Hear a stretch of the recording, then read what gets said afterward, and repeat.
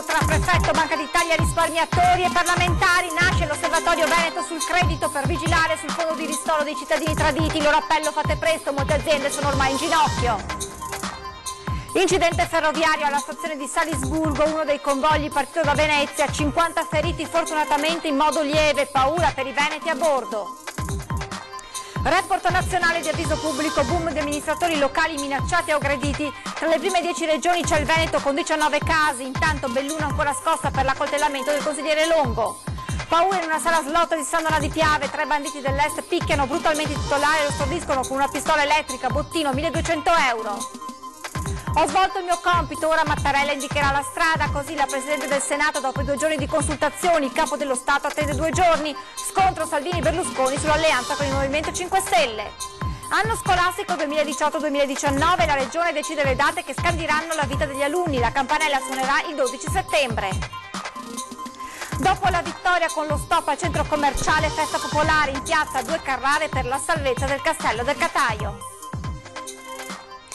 Buonasera e ben ritrovati con l'edizione del Veneto dei telegiornali di Antenna 3. In primo piano il crack delle popolari venete, incontro a Venezia oggi tra parlamentari venete e le associazioni dei risparmiatori traditi dalle banche. Sentiamo i risultati di questo incontro nel nostro servizio d'apertura. L'osservatorio, che noi pensiamo come luogo di collaborazione pubblica-privata tra le istituzioni pubbliche e i privati e le associazioni imprenditori, potrà aver luogo a breve e c'è la piena disponibilità da parte appunto delle istituzioni. Noi su questo spingeremo con forza. L'osservatorio sarà guidato dal prefetto e vedrà la presenza di Banca d'Italia, Regione, risparmiatori traditi, associazioni di categoria, ABI e parlamentari. La prima questione da affrontare sarà quella del fondo di ristoro per gli azionisti delle 2 popolari, che manca ancora dei decreti attuativi. 25.000 aziende, ricorda Fabrizio Miatello a nome delle associazioni, stanno aspettando questi fondi per evitare che i loro debiti vengano cartolarizzati, il che significherebbe il sequestro esecutivo dei mezzi di produzione e quindi la chiusura delle attività. Quando chiudono le aziende ci sono posti di lavoro, 10-20 posti ad azienda, però crolla il sistema economico del nord-est e di conseguenza quello italiano. Quindi noi non possiamo permettere questo, non dobbiamo nascondere le rocce sotto il tappeto, è ora di finirlo. Tutta la politica deve fare immediatamente presto, presto, presto. Questi risparmiatori, gli fa eco il deputato forzista Raffaele Baratto, non possono attendere i tempi della giustizia per veder loro restituita almeno una parte di quanto gli è stato sottratto con l'inganno. La giustizia farà il suo percorso, ma noi dobbiamo aiutare queste famiglie e queste imprese. Dovremo fare di tutto perché non divenga da un disastro una catastrofe, benissimo, allora facciamo, e ripeto, partire questo fondo, dopodiché ognuno farà il suo percorso, ma partiamo. La cronaca: incidente ferroviario all'alba di oggi nella stazione di Salisburgo in Austria, dove 2 treni si sono scontrati. Uno dei convogli coinvolti era partito da Venezia, una cinquantina le persone rimaste ferite, tutte fortunatamente in modo lieve, tra questi anche diversi cittadini veneti. Tragedia sfiorata all'alba di oggi alla stazione ferroviaria di Salisburgo in Austria. 2 convogli, uno proveniente da Venezia, l'altro da Zurigo, si sono scontrati ad una velocità di 25 km/h. 240 i viaggiatori che si trovavano a bordo dei 2 treni coinvolti, una cinquantina le persone che hanno riportato lievi lesioni per la caduta dai ripiani di oggetti e valigie, tra queste anche diversi cittadini veneti. Tutti i feriti sono stati immediatamente soccorsi e sono state prestate loro le prime cure prima di essere trasportati negli ospedali. Nessuno dei feriti si trova in gravi condizioni, sono infatti stati tutti dimessi dopo essere stati medicati. Solo una donna è stata operata per una lesione alla milza. Anche una macchinista è rimasta ferita e sottoposta a cure mediche. Le autorità austriache hanno subito avviato le indagini per accertare le cause dello scontro e appurare eventuali responsabilità. Continuiamo con la cronaca, torniamo in Italia, torniamo in Veneto e andiamo a Belluno per l'aggressione ai danni di un consigliere comunale d'opposizione. Ieri in pieno centro città continuano le indagini delle volanti, intanto arrivano i dati di un report di Avviso Pubblico e boom di amministratori locali vittime di aggressioni o minacce. Continuano le indagini degli uomini delle volanti di Belluno, coordinati dal commissario capo Natalicchio, per capire cosa ieri abbia scatenato l'aggressione ai danni di Bruno Longo, consigliere comunale di opposizione, da parte di un cittadino croato di 54 anni, poi arrestato con le ipotesi di reato di tentato omicidio, danneggiamento aggravato, minaccia, pubblico ufficiale e detenzione di armi. Il tutto si è consumato in centro a Belluno intorno alle 12:30. Longo era a bordo della sua auto parcheggiata quando il croato gli si è avvicinato e gli ha puntato un coltello contro. Il consigliere, nel tentativo di difendersi, ha alzato il braccio ed è stato colpito. Longo è stato poi raggiunto da un pugno al volto. Immediato l'intervento delle forze dell'ordine che sono riuscite a bloccare l'aggressore, mentre la vittima è stata trasportata all'ospedale, per lui una prognosi di 30 giorni. Il croato, con problemi psichici, aveva lasciato da qualche giorno l'ospedale psichiatrico e, secondo quanto ricostruito, si sarebbe fissato con Longo per motivi ancora non chiari, visto che i due sembra non si conoscessero. L'aggressione al consigliere comunale di Belluno non è un fatto isolato nel panorama di episodi che vedono come vittime amministratori cittadini. Secondo un report di Avviso Pubblico, nel 2017 sono stati 537 gli atti intimidatori di minacce e violenza nei confronti degli amministratori locali, uno ogni 16 ore. Dal 2011, anno in cui furono censiti 212 casi, gli atti intimidatori sono aumentati del 153%. In Veneto 19 casi registrati che portano la nostra regione al 10° posto nella classifica nazionale. Schianto mortale oggi ad Asiago lungo la provinciale Fratellanza, a perdere la vita un ciclista padovano. L'impatto violentissimo, il ciclista di 66 anni che sbatte contro il parabrezza dell'auto e poi viene sbalzato per una decina di metri. Lo schianto mortale pochi minuti dopo le 13 lungo la provinciale Fratellanza che collega l'altopiano dei 7 comuni con il Bassanese ai confini tra i comuni di Lusiana e Asiago. A perdere la vita un ciclista di 66 anni salito dal Padovano per concedersi una gita tra i monti. All'improvviso la sua corsa si è incrociata con quella del conducente di una Fiat Panda che viaggiava in direzione Asiago, la stessa del ciclista. Per il conducente dell'utilitaria c'è stato solo lo spazio per una manovra d'emergenza. Ha piantato il piede sul freno, ma non è bastato. Il ciclista ha rotto il parabrezza ed è stato sbalzato rimanendo esanime sull'asfalto. Immediato l'allarme lanciato dallo stesso conducente dell'utilitaria e dagli altri automobilisti. Sul posto è arrivata un'ambulanza del 118, ma ogni tentativo di salvare il 66enne è risultato vano. In un primo momento era stato fatto alzare in volo anche l'elisoccorso dell'ospedale di Trento. Violenta rapina in una sala slot di San Donà di Piave, il titolare ha reagito ed è stato colpito da una scarica elettrica. Hanno fatto irruzione quando era buio in modo che nessuno li vedesse.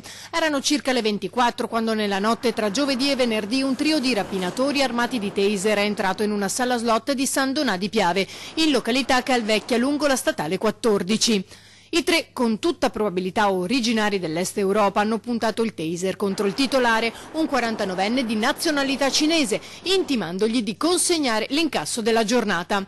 Lui ha cercato di resistere ma è stato brutalmente colpito a calci e pugni dal gruppo, che per vincere tutte le sue resistenze avrebbe anche fatto partire una scarica elettrica sul suo corpo, per poi riuscire a rubargli circa 1.200 euro in contanti che aveva in tasca. I soldi li aveva appena prelevati dal fondo cassa. Dopo essersi impossessati del denaro, i tre si sono allontanati a bordo di un'auto guidata con ogni probabilità da un quarto complice che li aspettava fuori, in attesa di poter fuggire insieme con il bottino, prima dell'arrivo delle forze dell'ordine. Sul posto poco dopo sono giunti i carabinieri di San Donà, che hanno raccolto le testimonianze, tra cui quella di un residente che ha visto l'auto dei rapinatori allontanarsi, dopo essersi messo alla finestra per controllare cosa stesse accadendo, allarmato dalle urla e dai rumori della violenta colluttazione. Condanne pesanti, in tutto 36 anni per una banda composta da 4 persone accusata di diverse rapine.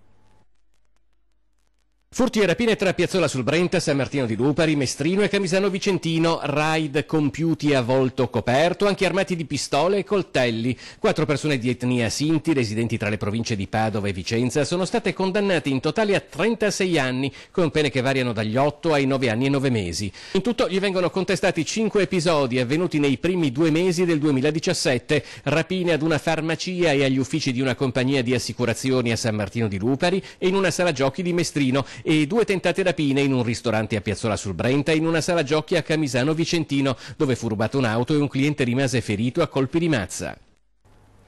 Il presidente del CONI, Giovanni Malagò, ha incontrato questa mattina al Foro Italico il governatore della regione Veneto, Luca Zaia. Al centro del colloquio la candidatura di Cortina per le Olimpiadi invernali del 2026.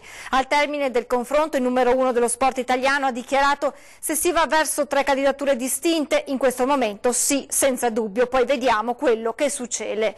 In tale ambito Zaia ha presentato a Malagò i suoi programmi sulla candidatura, per la quale verranno attivate una serie di iniziative per la realizzazione di un progetto che sia compatibile con le norme e le disposizioni del CIO, nel rispetto della fase di dialogo attivata dal CONI nei tempi previsti.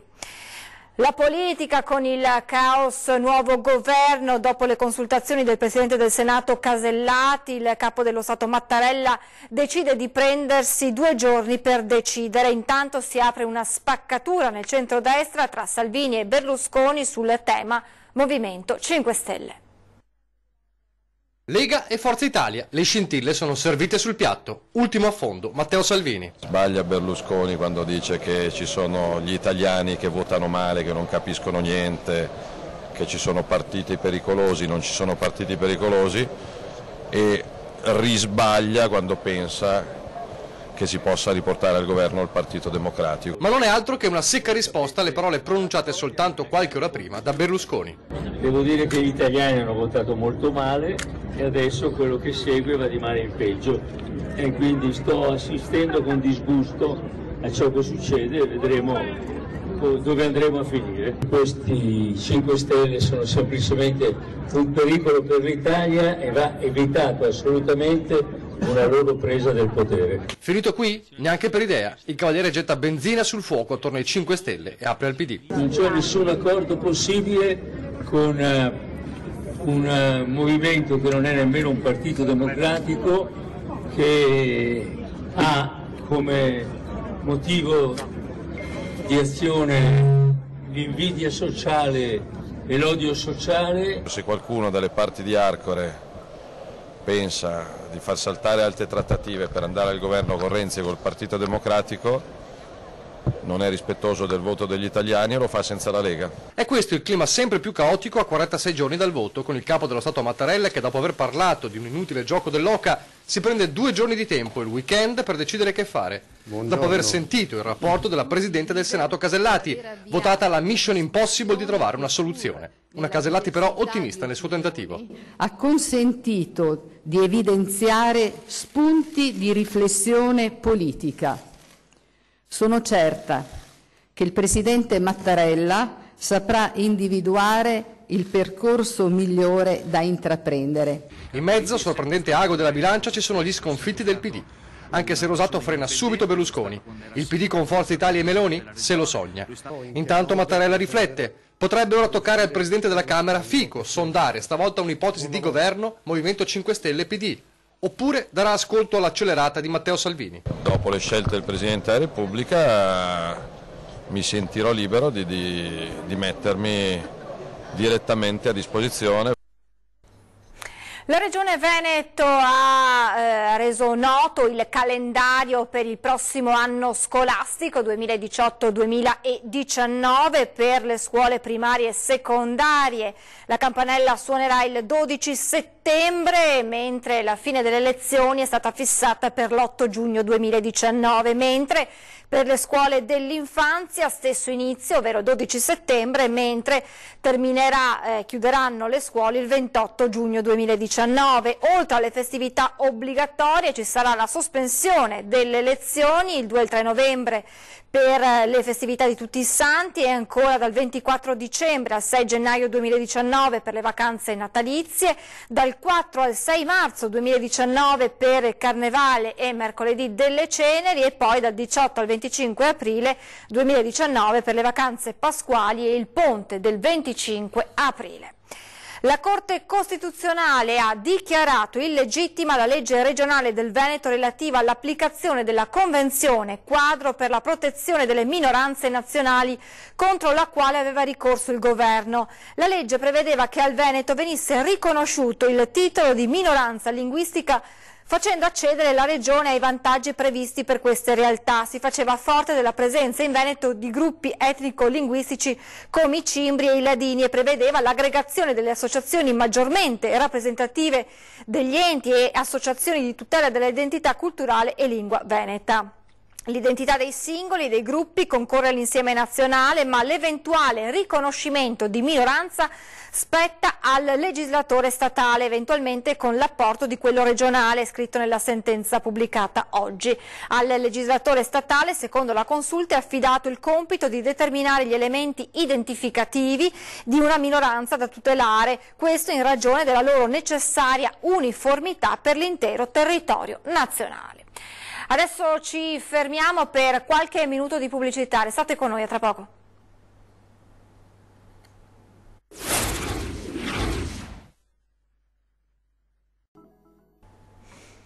Di nuovo in diretta con le notizie dal Veneto, festa popolare in piazza a Due Carrare, ieri sera per lo stop al centro commerciale decretato dalla Soprintendenza del Veneto, un risultato storico per la comunità sud dei Colli Euganei e anche per il nostro telegiornale. Il 19 aprile a Due Carrare è stata festa della liberazione dal centro commerciale. Davanti al municipio i cittadini hanno brindato con vino DOC dei Colli Euganei, rigorosamente del paese, e torta casalinga per quella che è più di una notizia del giorno, lo è forse del secolo per la comunità carrarese. Il vincolo di non edificabilità da parte della soprintendenza intorno al Castello del Cataio, che significa lo stop al centro commerciale a Due Carrare. Noi auspichiamo che questo sia l'atto definitivo che mette per sempre la parola fine a tutti i tentativi che da 20 anni stanno andando avanti, perché questa è un'area ovviamente molto appetibile dal punto di vista commerciale, ma è altrettanto preziosa per quanto riguarda la sua valenza ambientale, un territorio che appunto attorno a sé ha delle bellezze architettoniche uniche e indimenticabili. C'è anche il direttore del Castello del Cataio, Marco Moressa, insieme alle donne del comitato La Nostra Terra.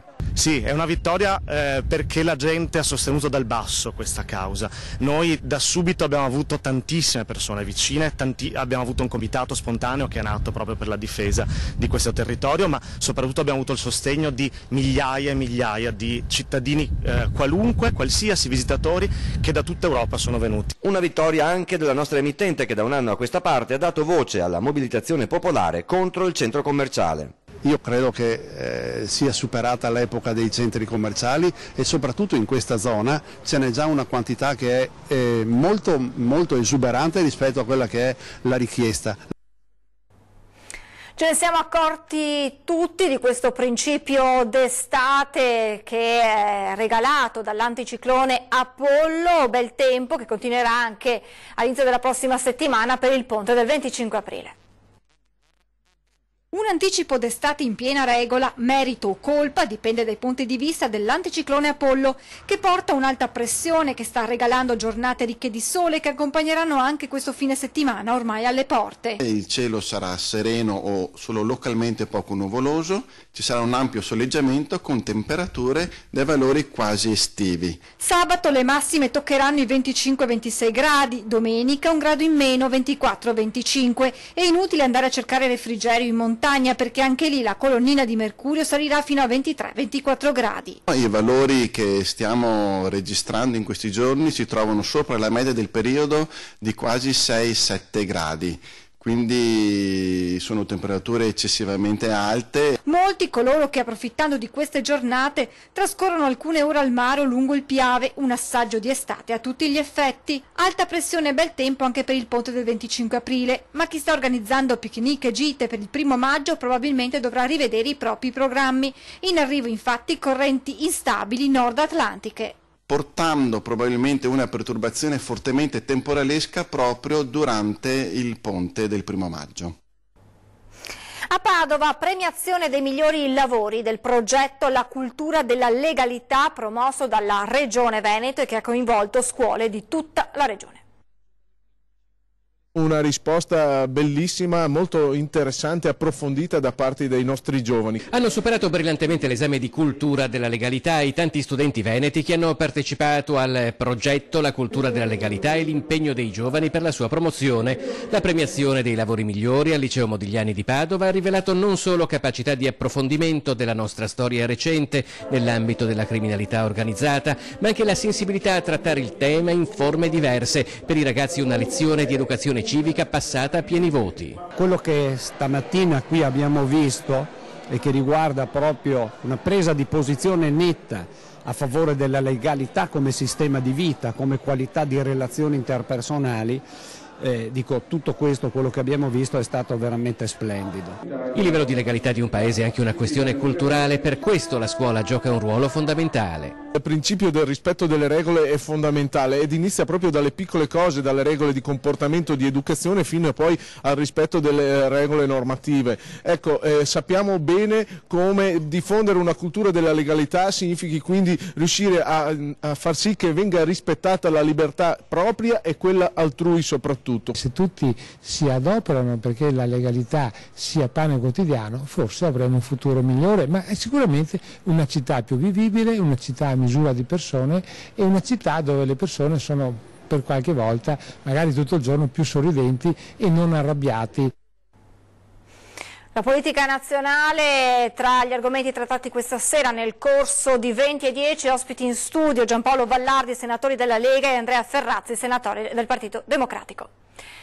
È davvero tutto con le notizie dal Veneto, ci fermiamo qui, previsioni del tempo, grazie per essere stati con noi, buona serata.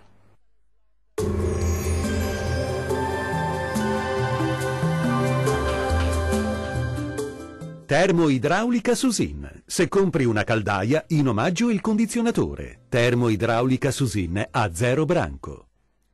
Ben ritrovati al meteo. Dominio assoluto dell'anticiclone Apollo. Bella giornata ovunque. Vediamo insieme il dettaglio di sabato 21 aprile. Sul Veneto l'alta pressione, come detto, sarà protagonista con un ampio soleggiamento ovunque. Non sono attese precipitazioni. Il cielo si presenterà sereno e limpido su tutti i settori della nostra regione. Le temperature minime saranno comprese tra 11 e 14 gradi, valori massimi in aumento oscillanti tra 23 e 26 gradi. Sarà una splendida giornata di sole anche sul Friuli Venezia Giulia, poche novità rispetto ai giorni scorsi, tanto sole su tutti i settori della nostra regione, anche qui il cielo si presenterà del tutto sereno ovunque. Le temperature minime saranno comprese tra 12 e 14 gradi, valori massimi gradevoli tra 23 e 26 gradi circa. Alta pressione sempre stabile anche sul Trentino Alto Adige. Anche qui sarà una splendida giornata di sole sulla nostra regione, ampio soleggiamento dunque su tutti i settori, con il cielo che si presenterà sereno praticamente ovunque. Diamo infine uno sguardo all'andamento delle temperature. Le minime saranno comprese tra 12 e 14 gradi, valori massimi tra 27 e 29 gradi. Dal meteo di Antenna 3 per ora è tutto. Arrivederci.